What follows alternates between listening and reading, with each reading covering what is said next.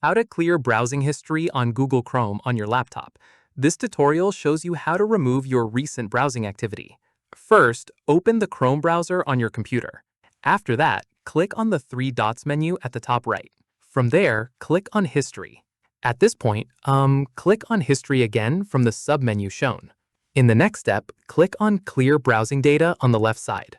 Following this, click on the Time Range dropdown and select your preferred range, like last hour, last 24 hours, or all time.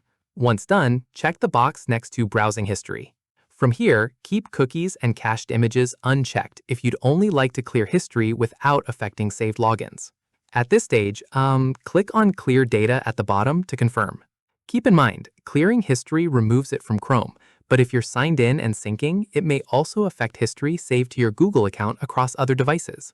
Finally, close and reopen Chrome to confirm your browsing history has been cleared.